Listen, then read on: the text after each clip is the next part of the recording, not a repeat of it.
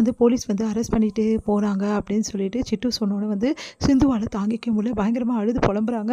என்ன சொல்ல சிட்டு அப்படின்னோன்னா, ஆமாம் இப்போ தான் அரெஸ்ட் பண்ணிட்டு போனாங்க அப்படின்னோன்னா அதிர்ச்சி அடைகிறாங்க. உடனே ஓடி போகிறாங்க பின்னாடி. ஏய் சிந்து சொன்னால் கேளு போகாத அப்படின்றாங்க. நான் விட மாட்டேன் அவரை கூட்டம் போகிறதுக்கு அப்படின்னு சொல்லிட்டு பின்னாடியே ஓடுறாங்க. பின்னாடி ஜீப்பு போயிடுது. அதுக்கப்புறம் வந்து சிந்து சோய்ந்து போகிறாங்க, அவங்களால தாங்கிக்க முடியல. அதுக்கப்புறமா வந்து போகிறாங்க போலீஸ் ஸ்டேஷனுக்கு. போலீஸ் ஸ்டேஷன் போனோன்னே எல்லாருமே வந்து அதிர்ச்சியாக அப்படியே வந்து பார்க்குறாங்க சிந்துவை. சிந்து வந்து எங்கே அவர் அப்படி சொல்லிட்டு கேட்குறாங்க. யாரும்மா கேட்குற? என் வீட்டுக்காரர் தான். என் வீட்டுக்காரர் அரெஸ்ட் பண்ணி கூட்டின்னு வந்திருக்கீங்களே, உங்களை யார் அந்த உங்களுக்கு வந்து அதிகாரம் கொடுத்து இதெல்லாம் பண்ணுறதுக்குன்னொன்னே, இங்கே பாருமா தேவையில்லாதான் பேசிகிட்டு இருக்காத. அவர் தப்பு செஞ்சுருக்கா. என்னையா தப்பு செஞ்சார்? உயிர்களை காப்பாற்றுனது தப்பா? அதுக்காக நீங்கள் என்ன வேணாலும் பண்ணுவீங்களா அப்படின்றாங்க. இங்கே பார் தேவையில்லாதெல்லாம் பேசிகிட்டு இருக்காத, இங்கேருந்து முதல்ல கிளம்பு அப்படின்றாங்க. அதெல்லாம் தெரியாது, என் சிவாவை பார்க்காம நான் போக மாட்டேன் அப்படின்றாங்க. அப்புறம் பார்த்தா சிவா வந்து அங்கே வச்சுருக்காங்க. ஓடி வராங்க. சிந்து ஓடி வந்து சிவாவை வந்து பார்க்குறாங்க. சிவா அப்படின்னு சொல்லிட்டு பார்த்தோன்னே, உங்களுக்கு டாக்டர் இப்படி ஆயிடுச்சு டாக்டர் உங்களுக்கு அப்படின்னோடனே, எல்லாம் ஒன்றால் தான், எதுக்கு இங்கே வந்து அப்படின்றாரு. அதை கேட்டு அதிர்ச்சி அடைகிறாங்க. உடனே ஸ்னேகா அங்கே வந்துடுறாங்க. ஸ்னேகா வந்து பார்த்துட்டு சிந்துவை செம்மையாக முறைக்கிறாங்க. இவன் எதுக்கு இங்கே வந்தா அப்படின்னு சொல்கிறாங்க. இங்கே பாரு தேவையில்லாதெல்லாம் பேசிகிட்டு இருக்காது ஸ்னேகா, நான் வந்து இவரை பார்க்க தான் வந்தேன், இவர் என் வீட்டுக்காரு, தேவையில்லாதெல்லாம் பேசாது அப்படின்னோடனே, வீட்டுக்காரா பண்ணுறதெல்லாம் பண்ணிவிட்டு வீட்டுக்காரனவே சொல்கிறேன், ஏன் முன்னாடி சொல்கிறியா அப்படின்னு சொல்லி ஸ்னேகா ஸ்டேஷன். ஸ்னேகா நீ அமைதியாரு, நான் பேசிக்கிறேன். இங்கே பாரு சிந்து மரியாதை இங்கே எடுத்து போயிடு, உன் மூஞ்சை பார்க்கவே எனக்கு பிடிக்கல, நீ பண்ண வேலைக்கு ஒன்றெல்லாம் பார்க்க எரிச்சலாக வருது. இன்றைக்கி நான் இந்த நிலைமையில் நிற்கிறேன், இந்த போலீஸ் ஸ்டேஷனில் என்னை கூட்டின்னு வந்து உட்கார வச்சு யார் காரணம்? நீ தான் காரணம். என்ன டாக்டர் சொல்கிறேன்? ஆமாம் பின்ன சுல்லானுக்கு நான் மருத்துவம் பார்த்ததுக்காக தான் என்னை கூட்டின்னு வந்து இங்கே வச்சுருக்காங்க, தெரியுமா உனக்கு அப்படின்னு ஒன்று அதிர்ச்சி அடைகிறாங்க. எதுக்காக? ஒரு உயிரை காப்பாற்றுறதுக்கு என்னை போலீஸ் ஸ்டேஷனில் எடுத்து வச்சுருக்காங்க. யார் காரணம்? நீ தானே.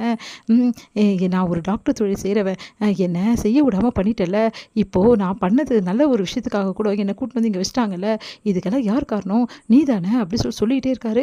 அதை கேட்டுட்டு அதிர்ச்சி அடைகிறாங்க. டாக்டரே நான் அப்படி சொல்லாத டாக்டரே, நான் வேணும்னு செய்யலை டாக்டர், ப்ளீஸ் டாக்டர் அப்படின்றாங்க. இங்கே பார் இந்த அழுது புலம்புறது சும்மா ஓவராக பண்ணுறது அதெல்லாம் பண்ணிட்டு இருக்காது, மாதிரி எது இங்கேருந்து கிளம்புது. அதான் சிவா உன்னை திட்டார்ல, மூஞ்சில் பிடிக்க முடியாதுன்னு சொல்கிறார்ல, அப்புறம் எதுக்கு நீங்கள் இருக்க, முதல்ல கிளம்பு அப்படின்றாங்க. இங்கே பாருங்கள் நீங்கள் தேவையில்லாதெல்லாம் பேசுகிறேன், சிவா கிட்ட தான் பேசுகிறேன், நீங்கள் எதுக்கு தலையிடுறீங்க அப்படின்னா, அவள் தலையிடுவா, தேவையில்லாதெல்லாம் பண்ணாத மாதிரி எது இங்கேருந்து போ அப்படின்றாங்க. நம்ம சிவா உடனே வந்து இங்கே பாரு நான் நினச்சிட்டு இருக்கேன், இந்த கேஸ்லேருந்து சிவாவை விடுவிக்க முடியாதுன்னு நினச்சிட்டு இருக்கியா? நாங்கள் நினச்சா கண்டிப்பாக விடுவிப்போம், எங்களுக்கு சிவாவை பார்த்துக்க தெரியும், ஆனால் நீ பண்ணி வேலையில் இப்போ பெரிய சிக்கலாக போயிட்டுருக்கு அப்படி சொல்லும்போது அங்கே வந்து வந்துடுறாரு வக்கீல் வந்து சொல்கிறாரு, இல்லைங்க இந்த கேஸ் வந்து ஒன்றும் பண்ண முடியாதுன்னு நினைக்கிறேன், ஏன்னா சிவா மேலே வந்து ஸ்ட்ராங்காக இருக்குது எவிடன்ஸு, அவர் வந்து பண்ணவே கூடாது மருத்துவம், ஆனால் அவர் பண்ணியிருக்காரு, இதனால் ஒன்றும் பண்ண முடியாது அப்படின்ற சொல்கிறாங்க. அதை கேட்டு அதிர்ச்சி அடைகிறாங்க ஸ்னேகா.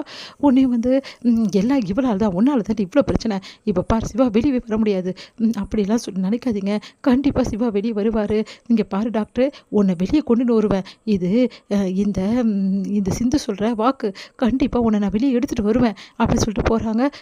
இவ வெளியே எடுத்துகிட்டு வந்து தான் மறு வேலை பாப்பா, இவளை படிப்பறி இல்லாதவ, இவெல்லாம் எடுத்து வந்து என்ன பண்ண போகிறா சிவா, இவளெல்லாம் நீங்கள் ஒரு பொருட்டாக நினைக்காதீங்க, நான் டேடி கிட்டே பேசுகிறேன், இப்போ டேடி வந்துடுவார், எப்படியாவது உங்களை எடுக்க நான் முயற்சி பண்ணுறேன் அப்படின்னு சொல்லிட்டு ஸ்னேகா சொல்லிட்டு இருக்காங்க. இது வந்து சிவாவை என்கொயரி பண்ணுறதுக்காக அந்த போலீஸ் ஆஃபீஸர் வராரு. இங்கே பாருங்கள் எப்படினாலும் நீங்கள் பண்ணது தப்பு தான், நீங்கள் வந்து சஸ்பெண்டில் இருக்கீங்க, நீங்கள் எப்படி வந்து இந்த வேலையை பண்ணலாம், நீங்கள் பண்ணது தப்பு தாங்க, அதுக்கு ஒன்றுமே பண்ண முடியாது, அதனால் உங்களை அரெஸ்ட் பண்ணி நாங்கள் வந்து கோர்ட்டில் ஆஜர்படுத்திடுறோம், அதுக்கப்புறம் கோர்ட் என்ன பார்த்துக்கிட்டோம் அதுதான் அப்படின்னு நம்ம சொல்கிறாரு. அதை கேட்டுட்டு எல்லாருமே ஸ்னேகா அவங்க அப்பா எல்லாருமே அதிர்ச்சி அடைகிறாங்க. நீங்கள் என்ன சொல்கிறீங்க அப்படின்னு. ஆமாம் வேறு வழி இல்லைங்க அப்படின்னு சொல்லிட்டு வக்கீலும் சொல்லிடுறாரு. என்ன சிவா பண்ணுறது அப்படின்னு கரெக்டாக அங்கே வராங்க நம்ம சிந்து பார்த்து எல்லாம் அதிர்ச்சி இவ எதுக்கு இங்கே வந்தா அப்படின்னு சொல்லும்போதே ஆளுங்கெல்லாம் கூட்டிகிட்டு வராங்க. ஆல்ரெடி அவர் வந்து ட்ரீட்மெண்ட் பார்த்த ஆளுங்கெல்லாம் அவங்களாம் வந்து பயங்கரமாக வந்து போராட்டம் நடத்துகிறாங்க. இந்த மாதிரி டாக்டர் ரொம்ப நல்லவர், எங்கள் உயிர்களை காப்பாற்ற, அவர் வந்து உள்ளே வைக்கிறீங்களா, அவர் வெளியே விடுங்க அப்படின்னு சொல்லிட்டு பிரச்சனை பண்ணுறாங்க. அதனால் வேறு வழி இல்லாமல் வந்து சிவா வந்து வெளியே விட்டுறாங்க. வெளியே வந்தோன்னா ஓடி வராங்க சிந்து. அதை பார்த்து ஸ்னேகா வந்து அதிர்ச்சி அடைகிறாங்க. சிந்து இப்படி வெளியே கூட்டிகிட்டு வந்தா அப்படின்னு சொல்லிட்டு